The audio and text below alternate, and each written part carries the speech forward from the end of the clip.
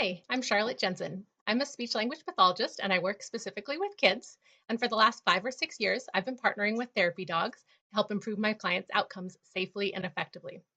When I first started on my journey to become an animal assisted interventionist, it was really hard to find concrete, actionable how to information.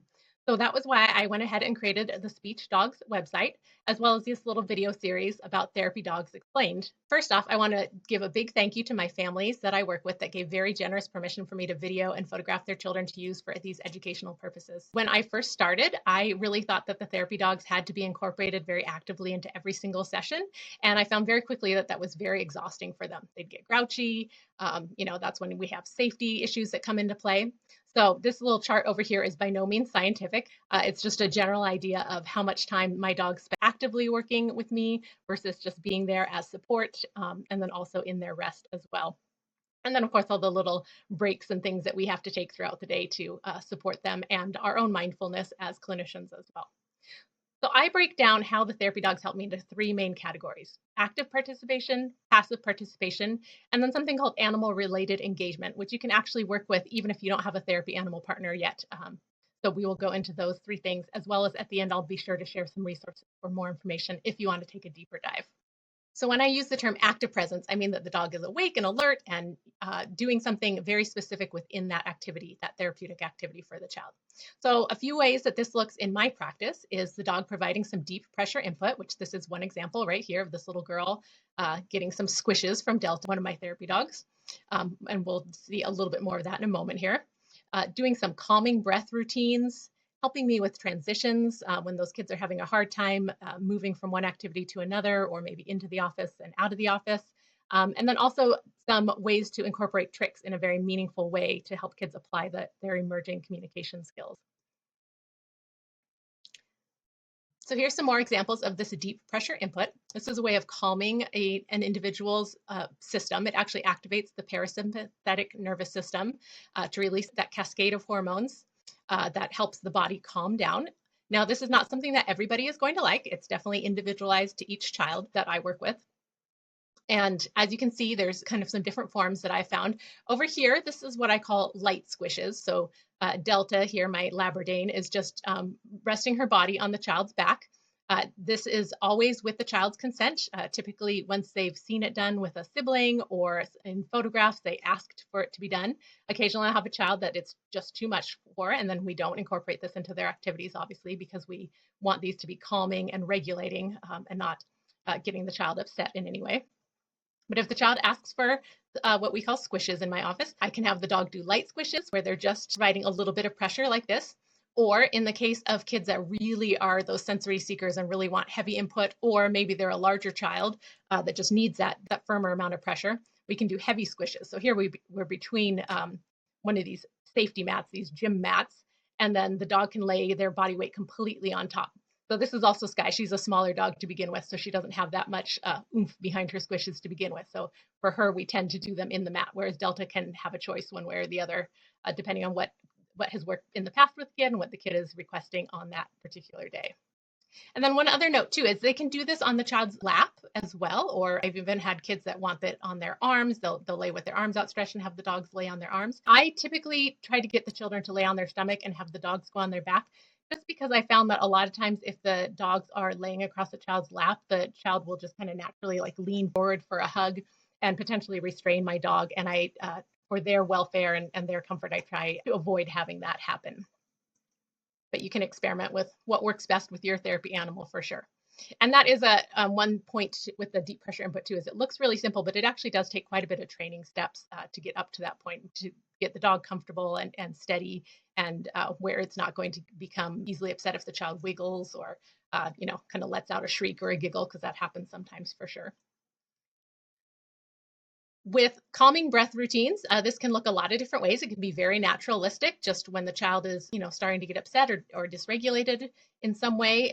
We can just, if the dog is right there, we can encourage them to do those long, slow pets, maybe providing some firm pressure. And that way they're just, again, regulating their sensory system, slowing their breathing down, getting that parasympathetic nervous system in place and getting them out of fight or flight and into that rest and digest mode. In some cases, it's nice to have a meaningful purpose for this. So this little girl has a brush in her hand. So she is actually doing these slow breaths. I'm coaching her through it.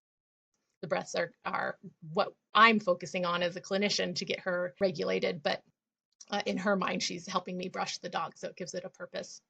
You can see here we're getting creative and combining things. So this young man is on the swing, so he's getting some slow dynamic movement from the swing while doing some calming breaths and having that presence of the dog to support him. And then transitions. This is another way the dogs actively help me, pretty much every day. I'll have at least one child who either has difficulty coming into the office. More often than not, they have difficulty leaving the office because they don't want to leave all the fun games that we've been doing. And so I can coach them to grab the dog's leash, and we'll take them on a quick walk outside, or alternatively, if they're having a hard time coming in, I can always meet them in the parking lot and then they walk the dog inside. It gives it a purpose, a meaning for the child. And it also helps reduce some of that power struggle where it's not just I'm telling you need to do this, but we need to do this for the dog. And I find in general it tends to really ease some of those transitions and some of that anxiety that can occur. We also have just transitions between, preferred and non-preferred activities as well. So, in this case, like this little boy didn't want to come wash his hands. So I just had Delta go in first and step on the stool. And that was enough. That novelty and excitement of having the dog in there was enough to make it worthwhile for him to follow her in. We can also use it in some activities of daily living, like learning to hang up a coat. In this case, this man is actually hanging up the dog's coat, but he's learning that routine of coming in, hanging up a coat, and then getting ready for the rest of our day. Tricks. I always say tricks are kind of like the icing on the cake. So when I'm thinking about how a therapy dog helps my kids in therapy sessions, I'm really looking at that human-animal bond. How does the dog's presence really help support the child, just emotionally and through that sensory regulation component? But sometimes it is nice to, a few tricks up your sleeve in order to really grab that attention or give a meaningful way to apply skills. So a few ways that I do incorporate tricks into my sessions are to alert or sustain attention, and we'll see an example of that here in a little video clip coming up. For that meaningful application of a skill. So we've got a clip of that as well. So like if a child's working on a particular targeted sound or phrase, we can see if we can tell that to the dog to get the dog to do something. And I find it tends to just be really reinforcing for kids to, feel that they have that control over the dog's actions. And sometimes the dog doesn't listen and does something different, and that can, create a really rich context for some meaningful communication as well.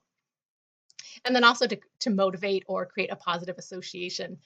So I've got examples of all of these. First up, we have alerting. This little boy came in pretty low arousal level, needed some a little bit of excitement to get him ready to engage in the day's activities.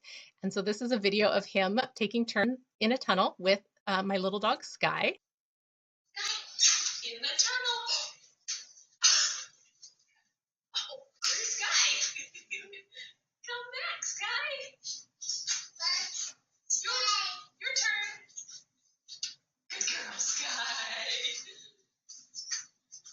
Oh, Sky. Sky's got this routine down. Your turn, Sky. Your turn, Sky. Your turn, Sky. In the tunnel. Tunnel. Sky, tunnel. Sky, tunnel. She did it!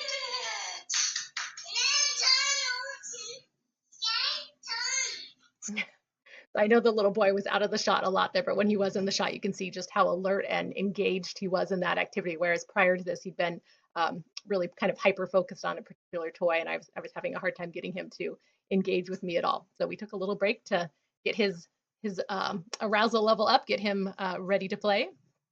And then over here is an example of that meaningful application. So this little boy was working on some S clusters, so the sound before another consonant sound. And it works great that Sky's name happens to be an S cluster. So we were telling her Sky, and then I have you'll see him over here pointing. You can't see it in the shot, but he's pointing to a visual list of things that she can do, like step and squish and spin, some other S clusters. So a little different than just drilling with a card deck, or we did some of those more traditional drill activities before, and then we can get up and generalize it to the dog and have it be really memorable. This is on hyperspeed, so you'll just see it, some examples here. So Sky, squish. And there he's making his next choice, so he's reminding himself to make the sounds for Sky. I think that was go to your bed. Sky, high five. So he's really using her name, but we could also incorporate other words that also have those S clusters as well. And then here, just creating a positive association. So in this case, Sky isn't doing anything that's a trained behavior. It's just natural for her to grab these treats as they're tossed in the air. But for this girl who's working on some literacy activities here, it just makes it really fun and memorable and gives her that motivation to keep going with this drill type activity that I have set for her.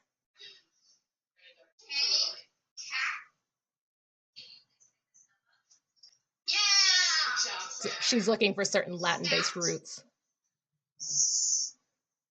Stir. Seat. You got it. Yes. Let's go.